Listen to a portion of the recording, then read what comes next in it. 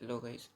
आज हम देखने वाले हैं कि जो टाइप ऑफ स्ट्रेसेस जनरेट होंगे स्प्रिंग में जब हम उसमें डब्ल्यू लोड अप्लाई करेंगे उसके कारण, जैसे हमने यहाँ पे कंप्रेसिव लोड अप्लाई किया है तो उसके कारण जो यहाँ पे स्ट्रेसेस जनरेट होंगे वायर में।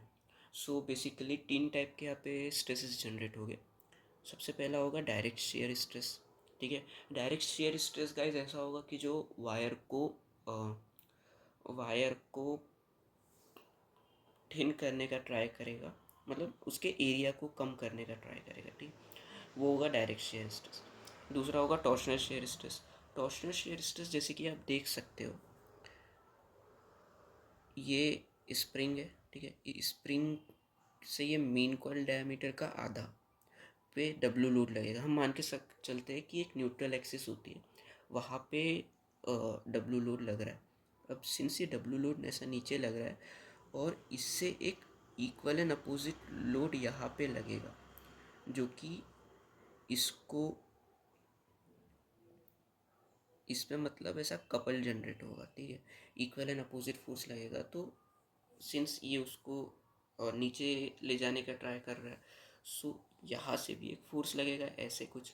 ठीक है, सो सिंस यहाँ से ऐसा फोर्स लगेगा तो जो वायर है, आप देखो कि अगर हम इतना हिस्सा काटते हो सिर्फ इस इसको देखें, सो यहाँ पे एक कपल जनरेट होगा और वो कपल एक टॉर्शनल मूवमेंट जैसा होगा। ठीक है, मतलब एक जैसे एक शाफ्ट होती है, एक शाफ्ट में आप देखो, इसको मोड़ने का ट्राई करो, इसको टॉर्शन देने का ट्राई करो, सो वो उसमें जैसे हिसाब की ट्विस्टिंग होती है वैसे यहाँ पे होगी। सो उसके कारण भी, मतलब उसके कारण एक टॉर्शनल स्ट्रेस जनरेट होगा। और साथ में अगर हम कर्वेचर इफेक्ट को भी कंसिडर करें, कर्वेचर इफेक्ट में क्या होगा ना गाइस कि देखो, अब जैसे ये अपनी रिंग है, रिंग मतलब इसका स्प्रिंग का। सो जैसे जैसे इसमें डिफॉर्मेशन होगा डब्ल्यू लोड लगाने पे, तो क्या होगा कि स्प्रिंग ऐसी होती है ना, स्प्रिंग ऐसी होती है। तो जब आप इसको ऐसा कंप्रेसिव लोड लगाओगे, सो क्या होगा कि अंदर का जो एरिया है वो घटेगा और बाहर का एरिया बढ़ेगा, है ना। आप ऐसा लोड लगाओगे, सो स्प्रिंग जैसे जैसे कंप्रेस होती है, वो उसका थोड़ा सा ऐसा विड्थ में एरिया हल्का सा बढ़ता रहता है। ठीक है, आपने देखा होगा जो पेन होता है, पेन की जो स्प्रिंग होती है, उसमें भी आप करके देख सकते हो उसको, जैसे आप ऐसे, सो ये देखो, ये एक पेन की स्प्रिंग है एंड जैसे ही मैं इसको ऐसे प्रेस करने का ट्राई कर रहा हूँ, इसके एरिया, इसके क्रॉस सेक्शन एरिया में ना चेंज आ रहा है। ओके, सो इसके क्रॉस सेक्शन एरिया में चेंज है, वो दिख नहीं रहा होगा बस। तो ऐसा ही उसके क्रॉस सेक्शन एरिया में चेंज आता है। ओके, सो होता क्या है ना कि अंदर की ओर पे सिंस एरिया घट रहा है, एरिया के घटने से क्या होता है कि एरिया घटेगा तो स्ट्रेस बढ़ता है, राइट। सो एरिया अगर डिफॉर्मेशन के कारण घटेगा तो उसके अंदर स्ट्रेस भी ज़्यादा बढ़ेगा। ओके, सो अंदर की साइड में ज़्यादा, इनर साइड जो होती है उसमें ज़्यादा स्ट्रेस जनरेट होता है और आउटर साइड में कम स्ट्रेस जनरेट होता है, ऐसा है ना। तो उस कारण एक कर्वेचर इफेक्ट आता है, किस मतलब फटीक टाइप हो जाता है अंदर की ओर पे। सो वो कर्वेचर इफेक्ट को हम कंसिडर करते हैं यहाँ पे। और वो जो कर्वेचर इफेक्ट है वो वॉल्स द्वारा दिया गया था, अब वो हम उस टाइम पे देखेंगे। तो अभी हम देखते हैं कि डायरेक्ट शेयर स्ट्रेस। तो देख सकते हो कि डायरेक्ट जैसे लोड लगेगा और सिंस इसका डी, वायर डायमीटर डी है, ठीक है, सो हम डायरेक्टली फॉर्मूला लगा देंगे टाउ, इसको टाउ वन कंसिडर कर लो, जो कि होगा load upon cross section area, यानी कि W upon pi by 4 d²। Okay, so इसको हम 4w अपॉन पाई d² लिख सकते हैं। ठीक है, सो ये हमारी टाउ वन की वैल्यू आ गई। नाउ अब हम सेकेंड चीज़ देखते हैं। सेकेंड देखते हैं torsional shear stress. Okay, so guys यहाँ पे क्या होगा ना कि इसको हम टाउ टू से कंसिडर करते हैं।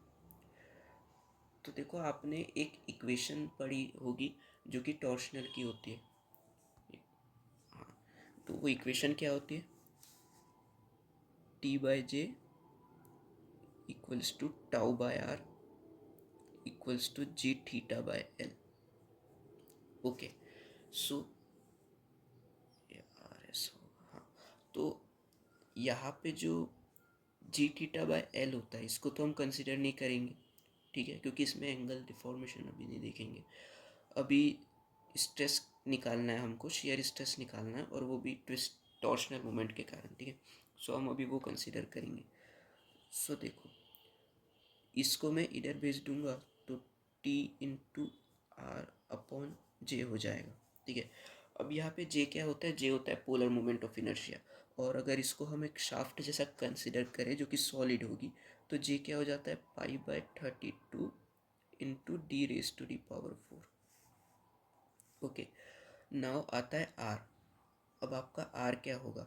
सो आर भी ना गाइस, आर देखो, आर होता है रेडियस, मतलब जो इसका रेडियस होगा वो। तो रेडियस क्या होगा? इसको हम d/2 से कंसिडर कर लेंगे। देन आता है टी। टी हमें पता है क्या है? टी है, देखो, ये d/2 लेंथ पे डब्ल्यू लोड लग रहा है, तो उसको ऐसा मोमेंट जनरेट कर, मोमेंट टाइप। सो मोमेंट भी नहीं बोलेंगे इसको, तो हम जैसे d/2 डिस्टेंस पे एक ऐसा सॉलिड शाफ्ट टाइप कंसिडर कर लो, फिर उस पर आप ऐसा लोड लगा रहे हो, ट्विस्टिंग लोड।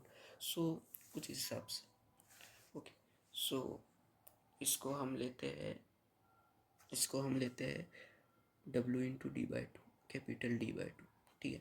बस इसको यहाँ पे पुट कर लेंगे सारी इक्वेशंस को, तो tau two equals to W into d/2 into R d/2 into, reverse करके लिख दीजिए इसको।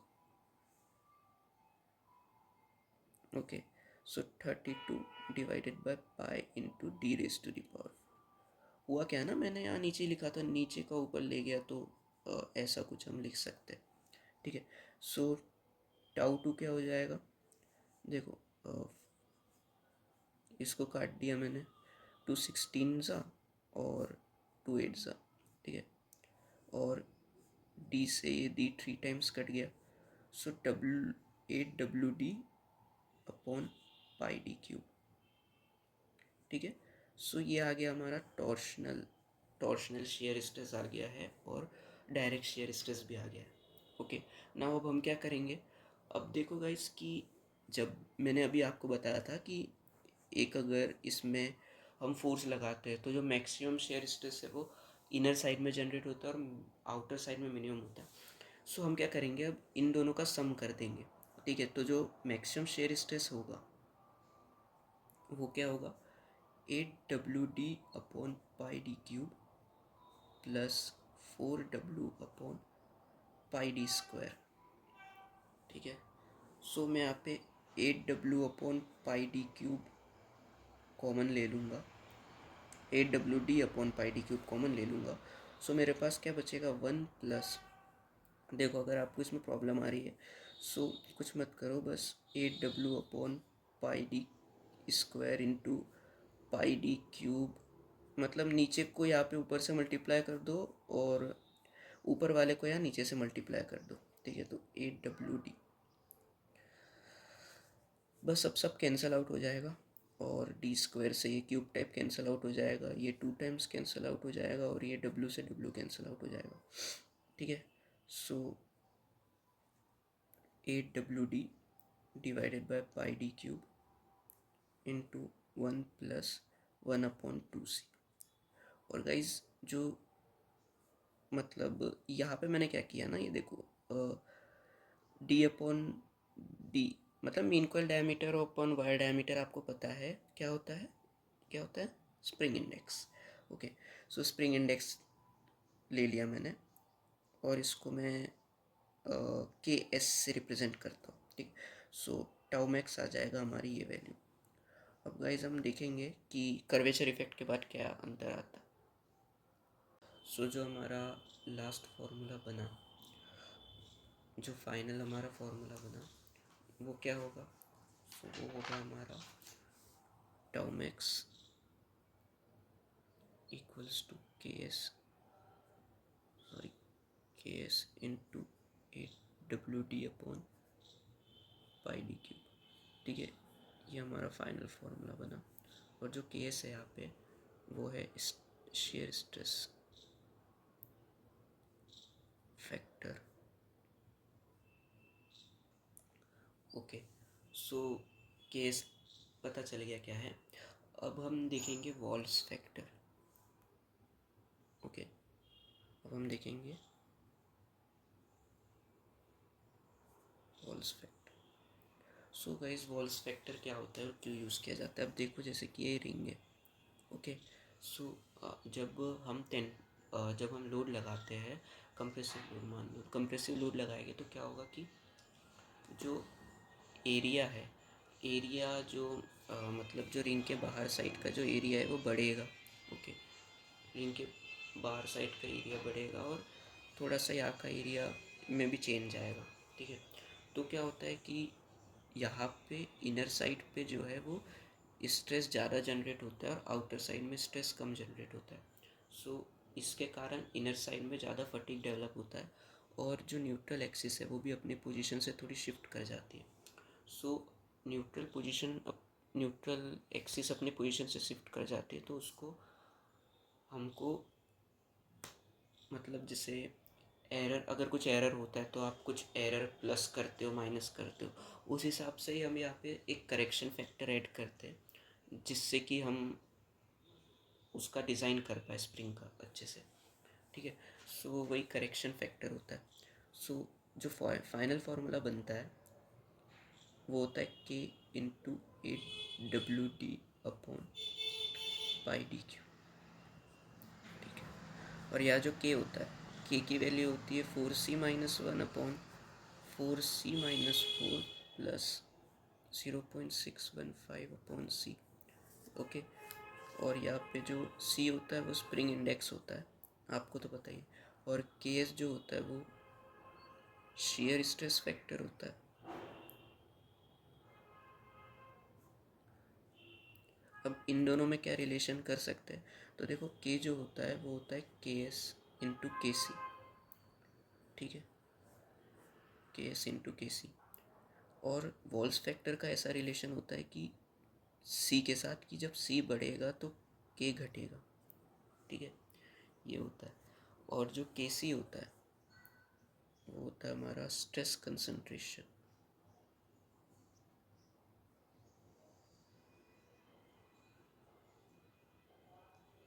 फैक्टर। ठीक है, और ये कर्वेचर के कारण आता है। सो स्ट्रेस कंसंट्रेशन फैक्टर होता है ये। अब हम बात करते हैं डिफ्लेक्शन की। सो इसके बारे में हम क्वेश्चंस में और देख सकते हैं डिटेल में। और अब डिफ्लेक्शन की बात करते हैं। सो देखो गाइस, क्या होता है ना कि ये जैसे हमारी स्प्रिंग हो गई। ठीक है, अब जब हम इसमें लोड लगाते हैं तो इसमें डिफ्लेक्शन आता है कुछ। और डिफ्लेक्शन कैसा होता है ना कि ये मान लो इसमें थीटा डिफ्लेक्शन आ गया। ठीक है, पहले ऐसा था, आपने थोड़ा कंप्रेस किया इसको, सो वो जो स्प्रिंग में डिफ्लेक्शन होता है उसमें वो थोड़ा सा ऐसा घूम जाता है, तो कुछ उस हिसाब से उसमें ऐसा डिफ्लेक्शन आ गया। ठीक है, अब ये जो डिफ्लेक्शन है इसको मान लो डेल्टा, इसमें डिफ्लेक्शन आया। ठीक है, और यहाँ से यहाँ तक की जो लेंथ है वो d/2 है। ठीक है, सो ये कुछ ऐसा बन गया, d/2, ये थीटा और ये डेल्टा। सॉरी, हाँ अब ठीक है। सो ये डेल्टा है। ओके, अब जो आपको पता है थीटा इक्वल्स टू क्या होता है, आर्क लेंथ अपॉन रेडियस। ठीक है, so theta equals to delta by d/2 आ गया। ठीक है, तो ये एक इक्वेशन आ गई यहाँ से, ये रिलेशन आ गया बेसिकली। ओके, अब हम देखते हैं कि देखो जैसे यहाँ पे अब डिफ्लेक्शन होगा तो अब यहाँ पे डिफ्लेक्शन होगा। ओके, सो एक फार्मूला हमने प्रीवियसली भी डिस्कस किया था, जो टॉर्शनल वाला फार्मूला है ना, वो होता है T/J=τ/r into equals to g θ/L। ठीक है, सो यहाँ से हमको देखो अब कौन से फोर्स के कारण डिफ्लेक्शन हो रहा है। सो जो ट्विस्टिंग लोड हम लगाते हैं, यानी कि ट्विस्टिंग लोड के कारण ही वो अपने पोजीशन से थोड़ा सा डिफॉर्म हो रहा है। ठीक है, ना तो बाकी शेयर के कारण हो रहा है, ठीक है, और ना कर्वेचर के कारण हो रहा है, वो सिर्फ टी के कारण हो रहा है। और टी के कारण हो रहा है, और ये d/2 है, ये डायमीटर है। ठीक है, सो हम ये लेंगे रिलेशन और ये लेंगे सिंस टॉर्शनल के कारण हो रहा है। ठीक है, अब देखो, अब T/J=g θ/L है। अब यहाँ से देखिए आप कि T क्या आ जाएगा, T आएगा हमारा W/d/2। ओके, J क्या आएगा हमारा π/32 इंटू d⁻⁴। और L क्या आएगा हमारा, L आएगा इसकी टोटल, इसका जो सर्कमफेरेंस है ना, हम वो लेंगे। ठीक है, और उसको नंबर ऑफ एक्टिव कॉइल से मल्टीप्लाई कर देंगे। सो इसको हम लोग लेते हैं πdn। ठीक है, जो n डैश होता है वो टोटल नंबर ऑफ कॉइल्स होता है, और n होता है हमारा एक्टिव कॉइल्स। सो इनमें डिफरेंस क्या होता है ना, कि अगर आपके पास 5 नंबर ऑफ कॉइल्स है, ठीक है, सो हम मान के चलते हैं अगर वो ग्राउंडिंग है, तो जो फर्स्ट कॉइल और जो लास्ट वाला कॉइल है उसमें कोई फोर्स एक्ट नहीं होता है, हम ऐसा मान के चलते हैं। सो जो आपका एक्टिव नंबर ऑफ कॉइल्स हो जाएगी वो कितने हो जाएंगे, 5 - 2 दिस इज 3। सो 3 आपके एक्टिव कॉइल हो जाएंगे। अगर 5 है तो जो भी आपका टोटल नंबर ऑफ कॉइल है उसमें से 2 माइनस कर दो। ठीक है, सो एक्टिव कॉइल है। अब इस बस ये सब इक्वेशंस को यहाँ पे रख देंगे। तो देखो, मैं पहले इसको लिख लेता हूँ कि थीटा इक्वल्स टू क्या होगा, TL/G/J। ठीक है, TL/G/J। अब मैं क्या करूँगा कि थीटा, अब देखो जैसे यहाँ पे दिया हुआ था कि डेल्टा/d/2 होता है। ठीक है, सो डेल्टा डिवाइड में होता है d/2 इक्वल्स टू टी कितना होता है, W/d/2 into pi into capital D into N, है ना, divided by G into π/32 into d⁻⁴। अब देखो गाइस क्या होगा ना यहाँ पे, कि यहाँ पे हमको बस थोड़ा सा ये करना है सब्सटीट्यूशन वगैरह, बाकी तो फिर हो ही गया है। सो डेल्टा क्या हो जाएगा, तो इसको भी इधर भेज देंगे, तो W into d²/4 into pi into, मतलब ये d से d मल्टीप्लाई हो जाएगा, ये भी d इधर चले जाएगा तो d³ बन जाएगा। ठीक है, pi into N into 32 divided by G into pi into d⁻⁴। ठीक है, हम लोग ऐसा लिख सकते हैं। बस अब पाई से पाई कैंसिल हो जाएगा, ये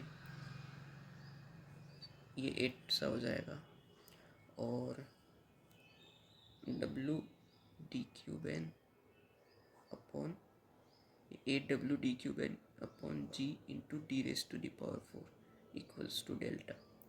सो गाइस ये आ गया हमारा डेल्टा। आप इसको C के भी टर्म में लिख सकते हो। जैसे C आपको पता है क्या होता है, कैपिटल D/d। सो वही कैपिटल D/d, तो delta equals to 8WC³ into N divided by GD। So ऐसे आप फॉर्मूलेस बना सकते हो। तो खैर, अब ये डिफ्लेक्शन का डेरिवेशन हो गया है। बस आज के लिए इतना ही। अगले वीडियोज़ में हम ट्राई करेंगे प्रॉब्लम सॉल्व करने का। ओके।